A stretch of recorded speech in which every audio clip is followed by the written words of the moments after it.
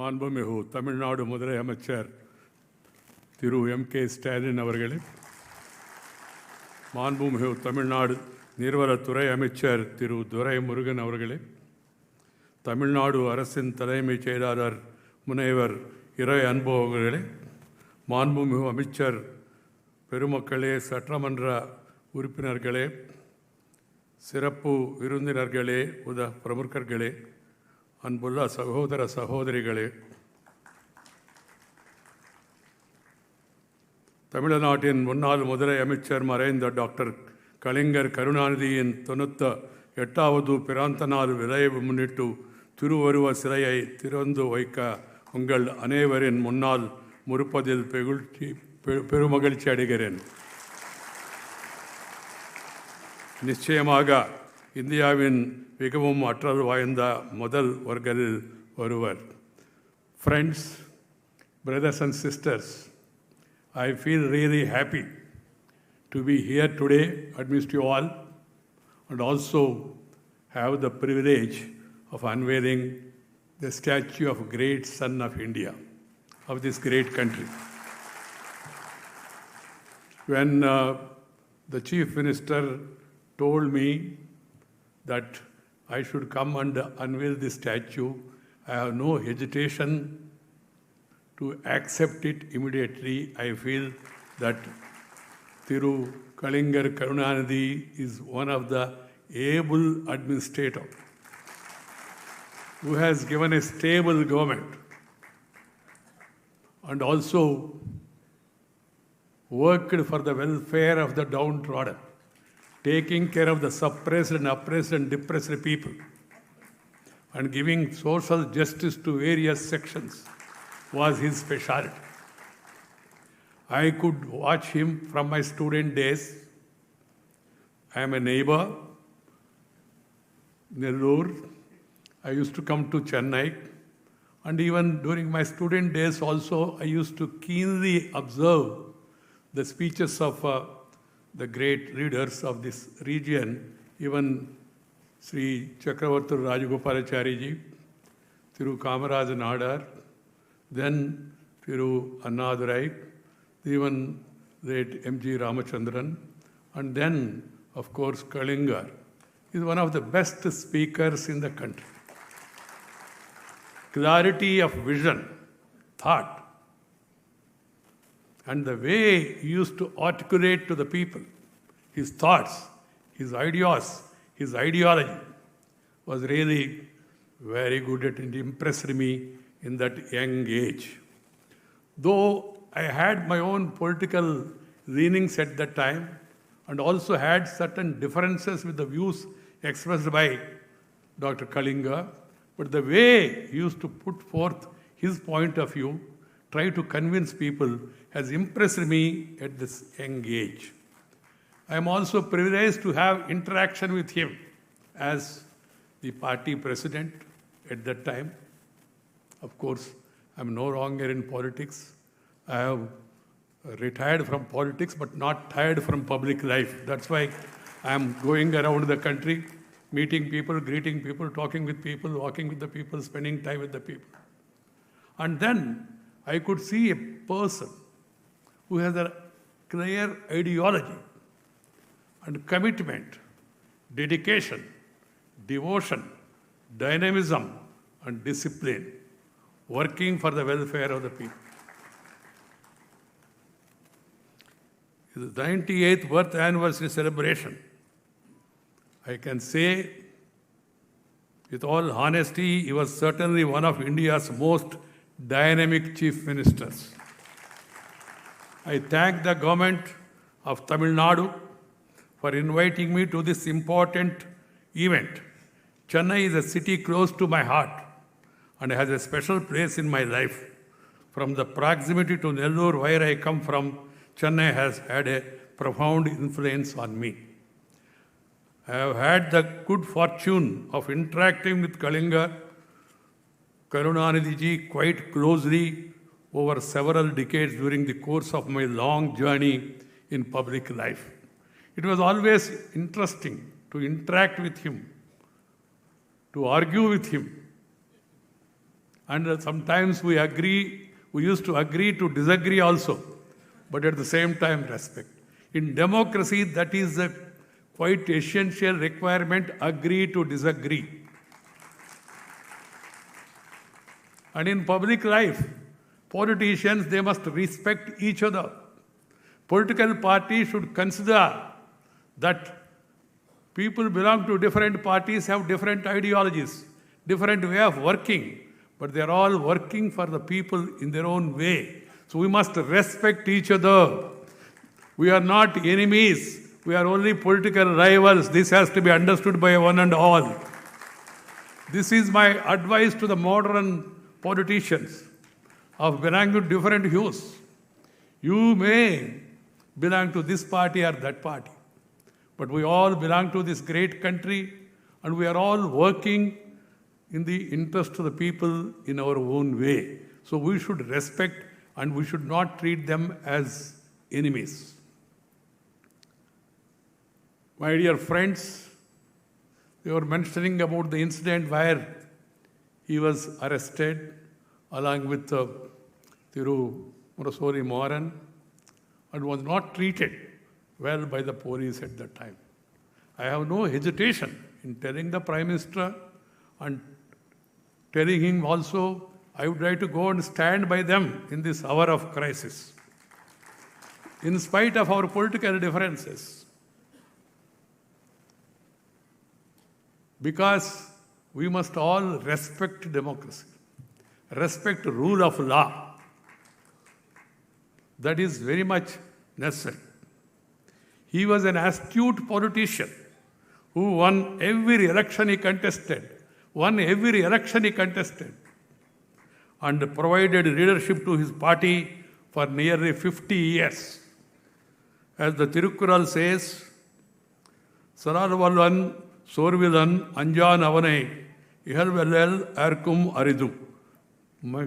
Mighty in word, of unforgettable mind, of fearless speech, it is hard to conquer such man. He was an able chief minister. He left a lasting legacy of development and social welfare.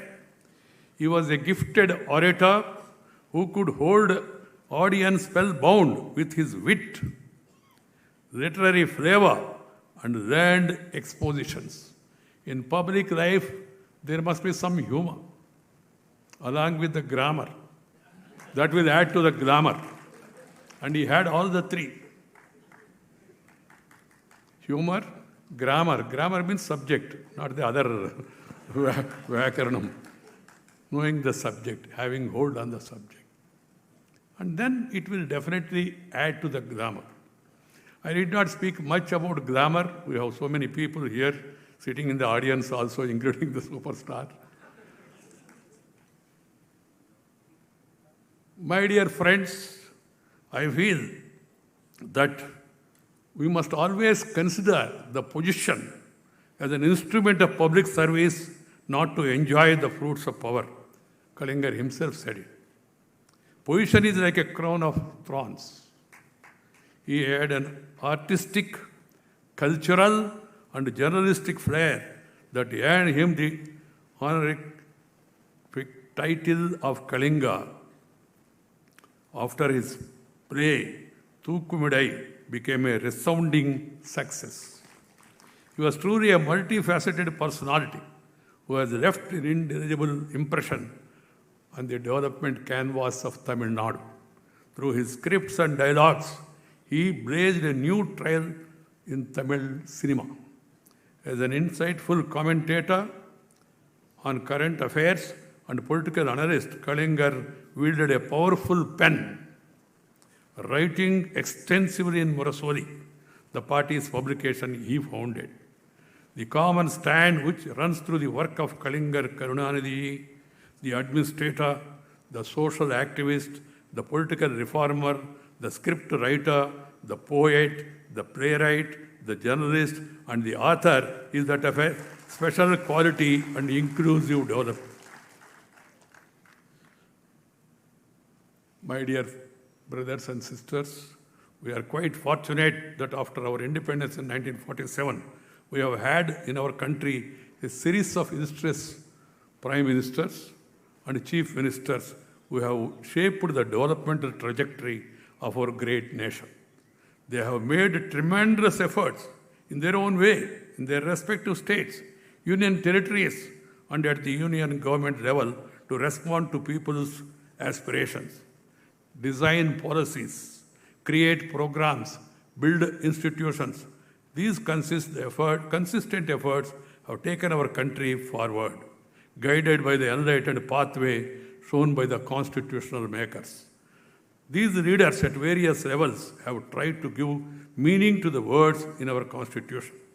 Bearing few aberrations, they have helped India shape into a vibrant, progressive democracy upholding the vision contained in the preamble of the Constitution. Kalaignar Karunanidhi comes in this list of iconic leaders who had put people at the center of their work. People must be at the center. Whenever you think, whenever you write, whenever you do something, you must have the people at the center. People's welfare. Now India is on the move, undoubtedly. We are now becoming a strong nation.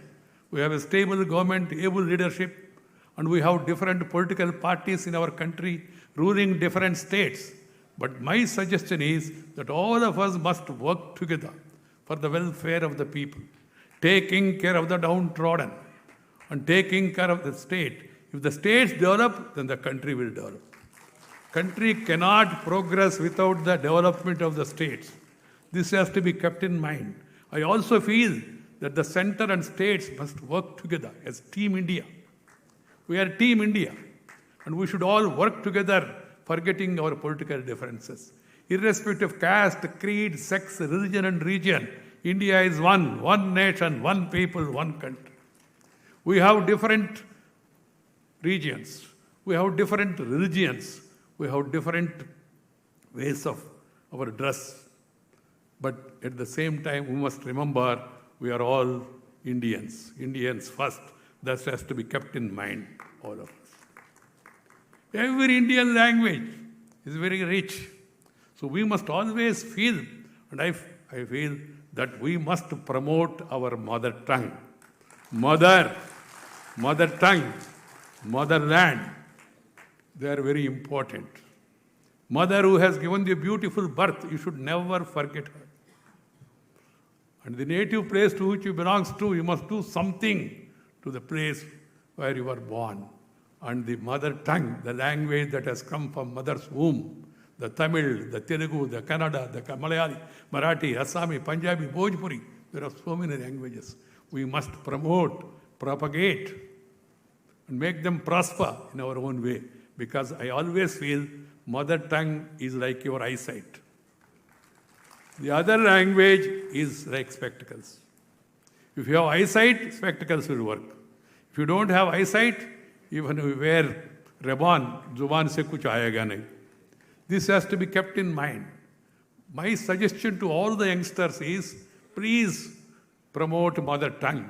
Speak in mother tongue at home. Leave this mummy-daddy culture. Amma, it comes from the heart. We should promote that mother tongue in our house while talking to others. Of course, we should speak to others when they don't know the mother tongue. We should not be carried away this glamour for the other language. Nothing wrong in learning other languages, but first mother tongue. This has to be kept in mind. I respect Dr. Kalaignar because he promoted Tamil culture, Tamil literature.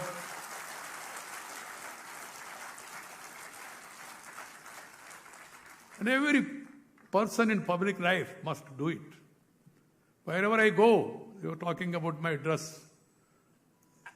I like the dress, I wear it. When I became vice president, some media people came to me and asked me, sir, now you have become vice president. I said, yes. Then they said, sir, you have become vice president. I said, yes, yeah. Tell me what you want. They were hesitating to ask me. I said, come on. They said, sir, what about the dress? I understood. I told them in my own way, no change of dress, only change of address will be there, that's all. And wherever I go, even to international conferences, I wear this dress. And people appreciate this. Except when the season is not good. You know, weather conditions sometimes force you to wear something. Otherwise, I am comfortable in my dress. And then I am happy, particularly when I come this side, Tamil people, they keep their dress, their culture, their tradition, the music, the art, the literature. People of Tamil Nadu, they promote, and the governments also propagate it. That's the way forward for all of us. We should not oppose any language, but we must support our language first. So my suggestion is, and people indulge in controversies, I say, no imposition of any language, no opposition to any language. Imposition and opposition. Learn as many languages as possible. If you want to work on a larger canvas, you need to learn the language spoken by majority of the people. You need to learn even international languages also. But first, you must master your mother tongue. And then you will excel. Each of our states in our country has a vibrant, unique quality. Each of our state is rich in linguistic richness, literary and cultural treasures, excellent architecture, particularly in Tamil Nadu, excellent architecture. The remarkable craftsmanship, I saw the statue. It is live. So that's why I appreciate and found out who is the person who has crafted this. Scientific and industrial agricultural accomplishments. We as a nation have moved forward and have made perceptible progress by recognizing and celebrating this fascinating diversity and capitalizing on inherent strength. Each one of our Indians, they have something special in them. We have to recognize that and we have to encourage it. We have realized that we can bring about a rare synergy if we tap into the abundant hidden energy that is waiting to be kindled with each of our citizens in each of our state. That's what visionary leaders like Kalaignar, Karunanidhi has tried to do. His vision was to empower people, especially those who were marginalized and were outside the circle of development. He was a leader who thought of Udaivar Sandai. He took the welfare of the farmers' markets, a health insurance scheme for the poor. He was a leader who gave boost to industrial growth, infrastructure, and information technology. Infrastructure is key for development. Every government should focus more on. We were reminding about Atal Bihari Vajpayee, who brought that connectivity revolution, air connectivity, rail connectivity, highway connectivity, tele-connectivity, television connectivity, port connectivity, even political connectivity also he brought to it. He worked with both the parties in Tamil Nadu, DMK as well as ADM. That was the rare quality of a leader.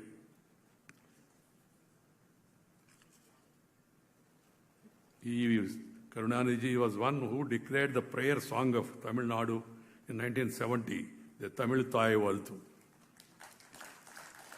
with which we began all functions in the state of the national anthem. My dear sisters and brothers, Kalaignar Karunanidhi was a leader who stood firmly by his political beliefs and conviction. It is important to recall the fact that Kalaignar Karunanidhi has opposed the imposition of emergency by the then Prime Minister in clear and unambiguous terms, rising from the margins of society, working untiringly for the underprivileged, and occupying the center stage of public life for several decades. Kalaignar Karunanidhi's multi-dimensional work has had a lasting impact on the socio-political landscape of Tamil Nadu.